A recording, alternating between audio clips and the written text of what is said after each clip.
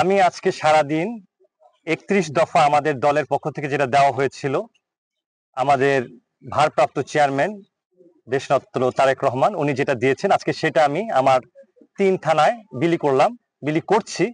আলহামদুলিল্লাহ, মানুষ এই ৩১ দফায় খুব উজ্জীবিত এবং তারা ধানের শীষকে ক্ষমতায় দেখতে চায়। সেই জন্য আমি আমার ৩ থানায় বিভিন্ন রকম প্রচার করে যাচ্ছি। ইনশাল্লাহ আমার দল জয়যুক্ত হবেন এবং ভবিষ্যতে দল গঠন করবেন, এটি আমার আশা। প্রথমত আমি বলতে চাই, বিএনপি একটি বৃহৎ দল, বর্তমানে বাংলাদেশের বৃহত্তম দল। তো সেখানে আসলে শূন্য হওয়ার কোনো অবকাশ নাই।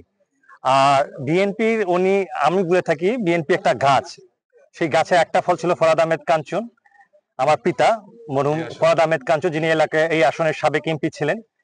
একটা ফল হচ্ছে ফজলুর রহমান সাহেব ছিলেন, এবং আমিও মনে করি আমি একজন ভবিষ্যৎ বিএনপির ফল। সেই হিসেবে আমি বিএনপির জন্য কাজ করে যাচ্ছি। আজকে যে ক্ষণিকের শূন্যতা দেখা দিয়েছে, আমি বিশ্বাস করি সেই শূন্যতা আমি পূরণ করতে পারবো, এবং আমার এলাকার জনগণ সেটা বিশ্বাস করে। সেই লক্ষ্যে আমি কাজ করে যাচ্ছি এবং জনগণও আমার দিকে সাড়া দিচ্ছেন, আমার দিকে এগিয়ে আসছেন। এবং আমি বিশ্বাস করি ৩ মাস আসলে এটা আমাদের দল একটা ওনাকে ওয়ার্নিং দিয়েছেন, এবং উনি যদি সেটাই দলের জন্য সঠিক পথে আবার ফিরে আসেন, অবশ্যই তাকে দল গ্রহণ করবেন। আর যদি উনি ওনার কথা সেভাবে চালিয়ে যান, তাহলে অবশ্যই উনি দলের জন্য সারা জীবনের জন্য বহিষ্কার হয়ে যাবেন।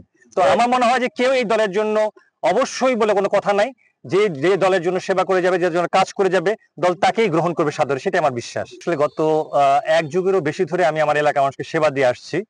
একটা হচ্ছে সম্মুখে, যেমন ঢাকা শহরে আমি থাকি বা কিশোরগঞ্জে আমি যাই বা এলাকায় যখন আমি আসি, আমার এলাকার মানুষকে আমি ফ্রি চিকিৎসা, আমার আব্বার একটা ওয়াদা ছিল যে তোমার 3 থানার মানুষকে তোমাকে ফ্রি চিকিৎসা দিতে হবে, সেটা আমি দেওয়ার চেষ্টা করে যাচ্ছি। আর আমার কথা হচ্ছে যে ফোনে আমার এলাকার প্রায় সবার কাছে আমার ফোন নাম্বারটা আছে। যাদের কাছে নাই তাদেরকে আমি বলি যে আপনি আমার ফোন নাম্বারটা রাখবেন, যে কোনো বিপদে আমাকে ফোন করবেন, আমি চিকিৎসা দিব। আর যদি দল আমাকে ক্ষমতায় বসায় বা আমাকে দেয়, অথবা যদি আমি দলের জন্য কাজ করতে পারি, এলাকার জন্য কাজ করতে পারি, আমি অবশ্যই এলাকার চিকিৎসা ব্যবস্থাকে যেন উন্নত করা যায় সে চেষ্টা করে যাব ইনশাল্লাহ। এখানে একটা ভালো হাসপাতাল, যেন 3টা থানায় 3টা অন্তত হাসপাতাল থাকে, যেখানে জনগণ প্রথম অন্তত প্রাথমিক চিকিৎসাটার জন্য পেয়ে তারপরে উন্নত চিকিৎসার জন্য ঢাকা বা কিশোরগঞ্জে যেতে পারে, সেই চেষ্টা আমি করে যাবো ইনশাল্লাহ।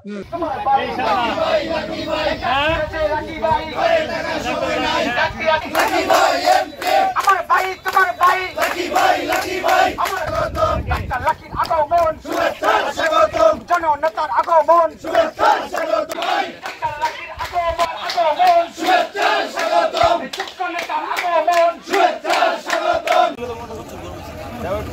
ধন্যবাদ।